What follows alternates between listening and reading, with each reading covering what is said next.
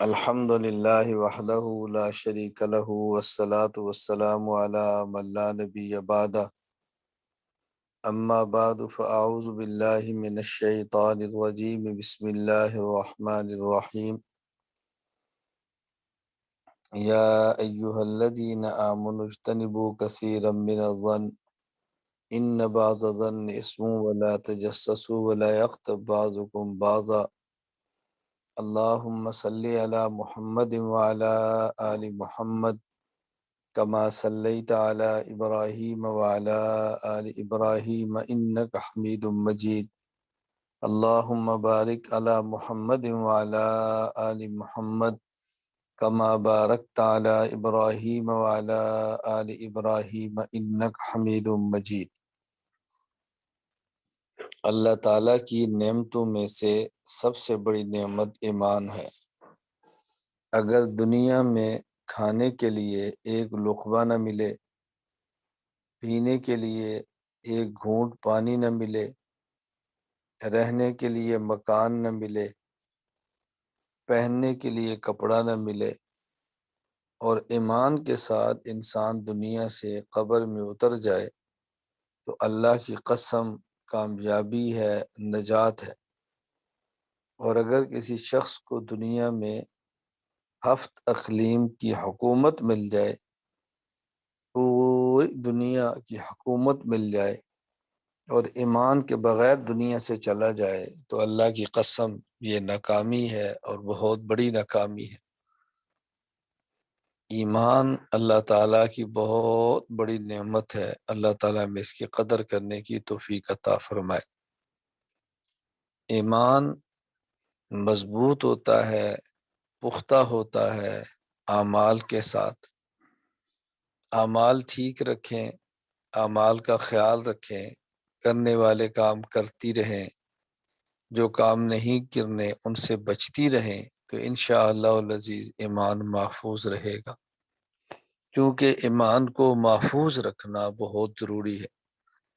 دیکھو، دنیا میں جو چیز جتنی قیمتی ہو اس کی حفاظت کی جگہ اتنی ہی، اس کے رکھنے کی جگہ اتنی ہی محفوظ ہوتی ہے جتنی وہ قیمتی ہو۔ اس کی حفاظت کی جاتی ہے، پہرا دیا جاتا ہے، سنبھالا جاتا ہے۔ تو جب ایمان بہت قیمتی چیز ہے تو ایمان کا پہرا دینا ہے، محفوظ رکھنا ہے، اس کو سنبھالنا ہے۔ حدیث پاک میں آتا ہے، حضور اکرم صلی اللہ علیہ وسلم نے ارشاد فرمایا، جب کوئی شخص گناہ کرتا ہے تو اس کے دل پر ایک سیاہ نقطہ لگ جاتا ہے۔ وہ توبہ کر لے تو نقطہ دھل جاتا ہے، نہ توبہ کرے تو پھر لگا رہتا ہے، پھر گناہ کرے ایک اور نقطہ لگ گیا، پھر گناہ کرے ایک اور نقطہ لگ گیا۔ توبہ نہ کرے اور گناہ کرتا رہے تو پھر پورا دل سیاہ ہو جاتا ہے، تو پھر توبہ کی توفیق ختم ہو جاتی ہے۔ اللہ اکبر۔ پھر یہی وہ گناہ ہیں جو آہستہ آہستہ انسان کو کفر تک پہنچا دیتے ہیں۔ اللہ تعالیٰ میری بھی، آپ کی بھی، سب کی حفاظت فرمائے۔ اللہ تعالیٰ گناہوں سے محفوظ رکھے، نیک اعمال کرنے کی توفیق عطا فرمائے۔ اگر گناہ ہو جائے تو فوراً توبہ کریں، توبہ میں تاخیر نہیں ہونی چاہیے۔ معصوم ذات صرف نبی کی ہوتی ہے، حضور اکرم صلی اللہ علیہ وسلم خاتم المعصومین ہے، لیکن متقی تو ہر ایمان والا بن سکتا ہے۔ متقی تو ہر ایمان والا بن سکتا ہے۔ جو شخص گناہ نہیں کرتا وہ بھی متقی ہے، اور جو گناہ کر کے توبہ کر لے، اپنے گناہ کو معاف کرا لے، وہ بھی متقی ہے۔ جو شخص گناہ نہیں کرتا وہ بھی اللہ سے ڈرتا ہے، اور جو گناہ کر کے توبہ کر لیتا ہے وہ بھی اللہ سے ڈرتا ہے۔ اس لیے توبہ کر کے اپنے گناہوں کو معاف کروائیں۔ کچھ معلوم نہیں موت کب آ جائے، کچھ معلوم نہیں موت کب آ جائے۔ موت اچانک آ جائے اور توبہ کی توفیق نہ ملی تو سوچیں ذرا مرنے کے بعد کیا ہوگا۔ اور اگر انسان نے دنیا میں توبہ نہ کی اور بغیر توبہ کی چلا گیا، ذرا قرآن کریم دیکھیں کیا کہتا ہے۔ اللہ اکبر۔ اللہ اکبر۔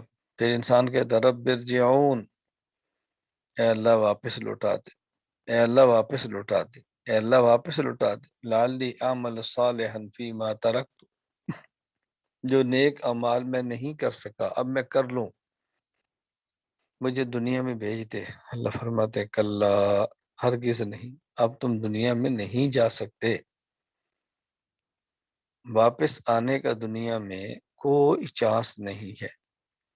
اس لیے اس مختصر سی زندگی کو نہایت ہی قیمتی بنانا چاہیے، اپنے آپ کو نیک اعمال میں لگانا ہے اور خود کو گناہوں سے بچانا ہے۔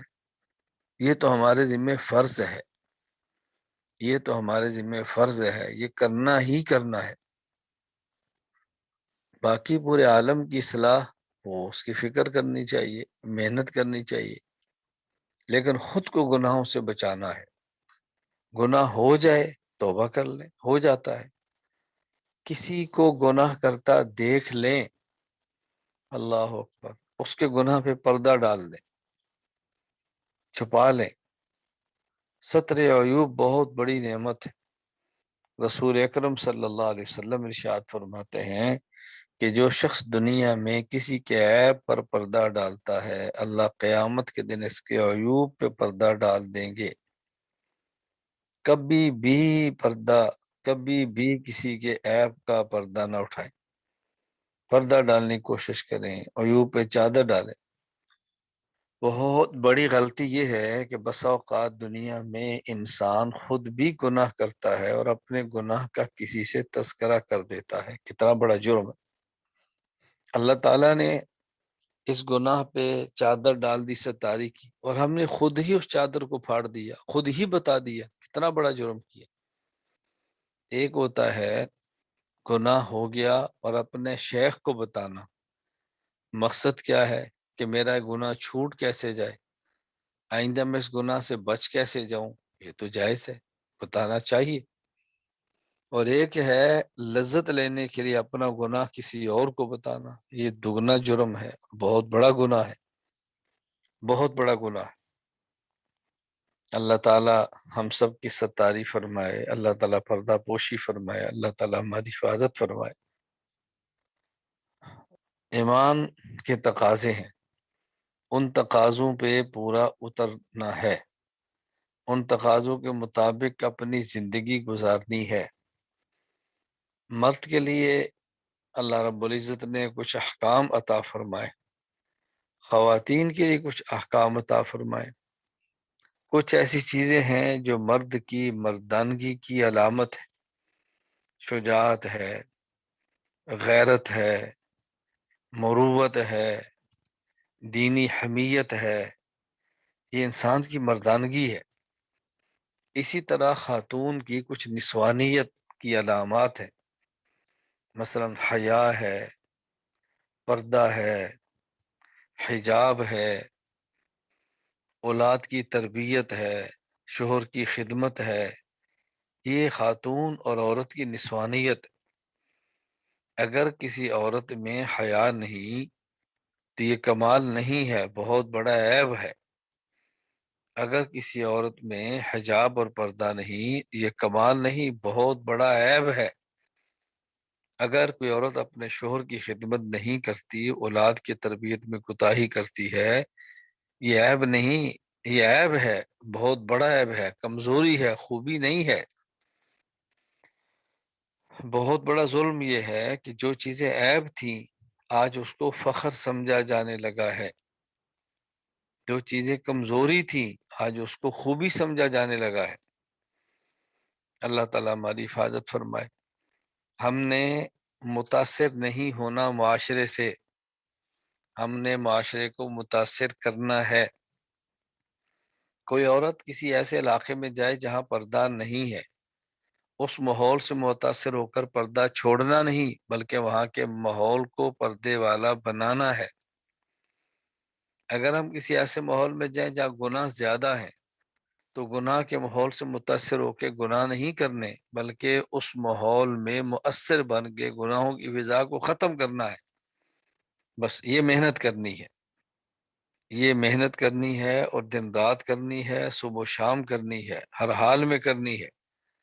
محنت کرنے والا شخص بہت سارے گناہوں سے بچ جاتا ہے، گناہوں سے بچنے کی ترغیب دینے والا شخص بہت سارے گناہوں سے بچ جاتا ہے۔ ایمان اللہ تعالیٰ کی بہت بڑی نعمت ہے، اس کی قدر کریں، اس کو سنبھالیں، اس کی حفاظت کریں، اس کے تقاضوں پر عمل کریں۔ اس وقت میں اور آپ سب اللہ تعالیٰ سے توبہ کریں، اللہ تعالیٰ سے معافی مانگیں کہ یا اللہ، جو ہم نے گناہ کیے ہیں چھپ کر، کوئی نہیں جس کو جانتا مگر آپ جانتے ہیں، معاف فرما دیں۔ ہم نے گناہ کیے ہیں سب کے سامنے، بہت بڑا جرم کیا ہے، اللہ تو معاف فرما دے۔ ہم نے گناہوں کو فخر سمجھا، کمزوریوں کو خوبیاں سمجھا، کہ اللہ تعالیٰ تو معاف فرما دے۔ کئی گناہ کر کے ہم نے کسی کے علم میں نہیں تھا تو ہم نے بتایا، اے اللہ تو اپنے کرم سے معاف فرما دے، اے اللہ تو معاف فرما دے۔ توبہ کریں، گڑ گڑائیں، اللہ سے معافی مانگے۔ میدان حشر کی رسوائی بہت سخت ہے، کسی کا حق کھایا ہے تو اس کو لوٹا دے۔ قیامت کے دن کی رسوائی بہت سخت ہے، وہاں کی ذلت بہت سخت ہے، قیامت کے دن کی رسوائی بہت خطرناک ہے۔ اللہ ہماری حفاظت فرمائے۔ کسی کا حق ایک رتی برابر بھی نہ کھائیں، ایک ذرہ برابر بھی نہ کھائیں۔ ہمارا حق کسی کے ذمہ رہ گیا تو نقصان نہیں ہے، اور کسی کا حق ہمارے ذمہ رہ گیا تو نقصان ہے۔ ہم نے کسی کا حق کھا لیا تو بہت نقصان کی بات ہے، کسی نے ہمارا حق کھا لیا تو کوئی نقصان نہیں ہے، قیامت کے دن مل جائے گا، اللہ کے بینکوں میں محفوظ ہے، اللہ دلوا دیں گے، یہ کوئی خسارے کی بات نہیں۔ اس لیے کوشش کریں کہ ہمارے ذمہ کسی کا حق نہ ہو، اور کوشش کریں کہ ہم ہر کسی کا حق ادا کریں۔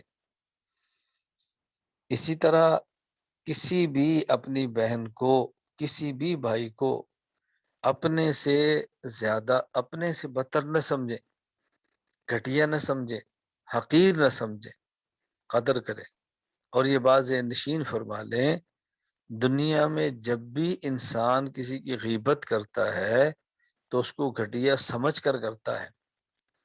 ایسا کبھی نہیں ہوتا کہ انسان اپنی ماں کی عظمت کا خیال ہو پھر غیبت کرے، اپنے استاد کی عظمت و دل میں غیبت کرے، اپنے شوہر کی عظمت ہو پھر بھی غیبت کرے، ایسا کبھی نہیں ہوتا۔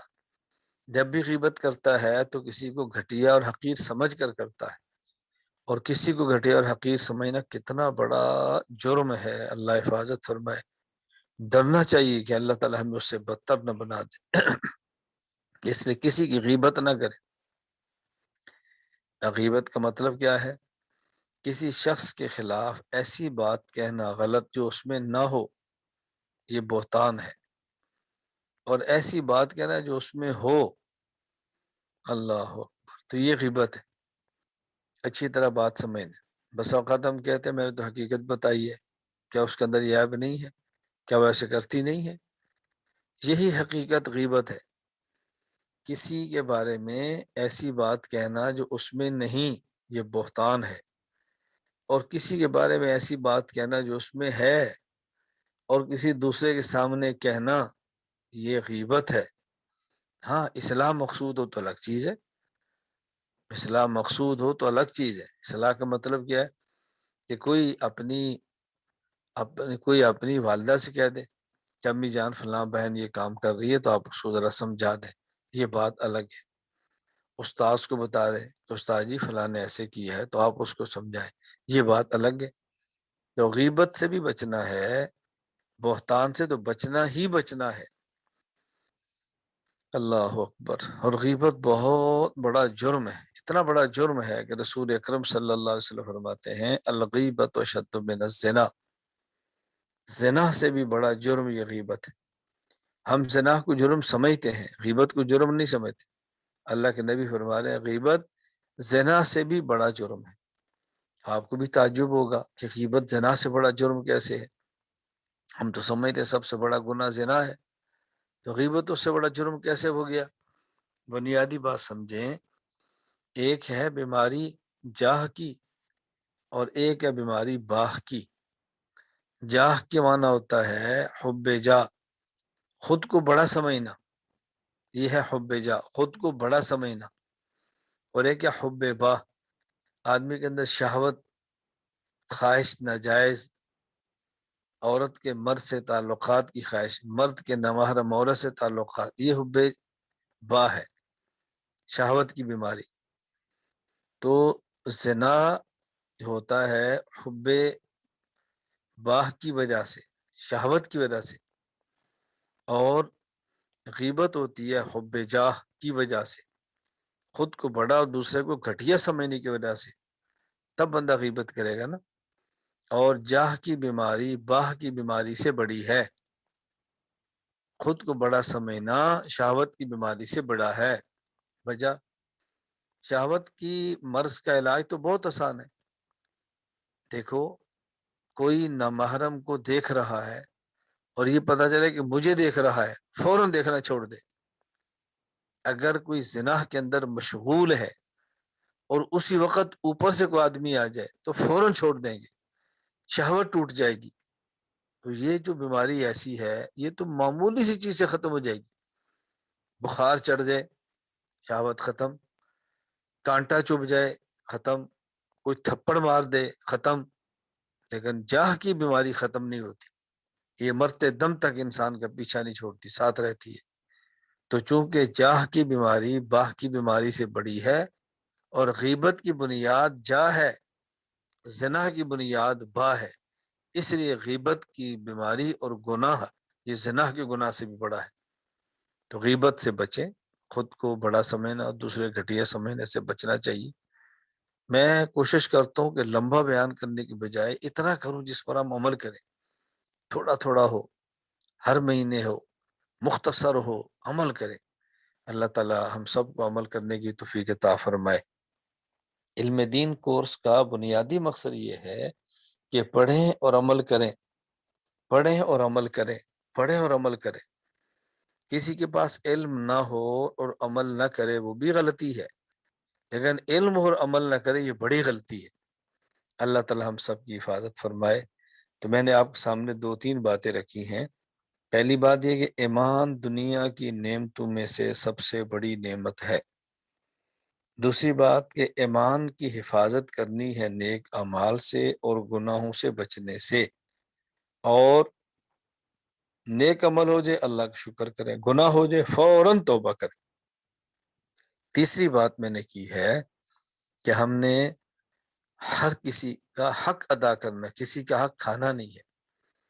چوتھی بات میں نے کی ہے کہ غیبت سے بہت زیادہ بچیں، بہت زیادہ۔ ہاں، ایک بات یاد رکھ لیں، خود احادیث میں موجود ہے، غیبت کا کفارہ کیا ہے؟ اگر کسی نے کسی کی غیبت کی اور جس کی غیبت کی اس کو پتہ نہیں چلا تو استغفار کر لیں، اللہم اغفر لہا و ایانا، اللہم اغفر لہا و ایانا، مرد ہے تو اللہم اغفر لہو و ایانا، اللہ اسے بھی معاف فرما دے، مجھے بھی معاف فرما دے، اردو میں کہہ لیں، اپنی زبان میں کہہ لیں۔ اور اگر اس کو پتہ چل گیا ہے تو پھر اس سے معافی مانگنا ضروری ہے، حق العبد ہو گیا۔ اور جب تک پتہ نہیں چلا تو حق اللہ ہے، بس توبہ کر لیں، اللہ معاف فرما دے۔ اللہ تعالیٰ میری بھی حفاظت فرمائے، اللہ تعالیٰ آپ کی حفاظت فرمائے۔ باقی 5ویں نمبر پر میں آپ تمام خواتین سے، بیٹیوں سے گزارش کروں گا جو مجھ سے بیعت ہیں، اعمال کی پابندی کریں، معمولات کی پابندی کریں۔ جو مجھ سے بیعت ہے، جو مجھ سے بیعت نہیں پابندی تو وہ بھی کریں، تلاوت تو انہیں بھی کرنی ہے۔ مجھ سے بیعت ہونے کا معنی یہ ہے کہ جن کا مجھ سے اصلاحی تعلق ہے، جو معمولات میں نے دی ہیں اس کی پابندی کریں۔ صبح سورہ یاسین اہتمام سے پڑھیں، رات کو سورہ واقعہ پڑھیں، سورہ ملک پڑھیں، جمعہ کے دن سورہ کاف پڑھیں، ہر روز 100 مرتبہ لا الہ الا اللہ محمد الرسول اللہ صلی اللہ علیہ وسلم، 100 مرتبہ استغفر اللہ استغفر اللہ، 100 مرتبہ درود پاک صلی اللہ علیہ وسلم، یہ پڑھیں۔ اس کا اہتمام کریں، اس کا اہتمام کریں، بہت پابندی کریں۔ اللہ تعالیٰ میری بھی اصلاح فرمائے، اللہ تعالیٰ آپ کی بھی اصلاح فرمائے۔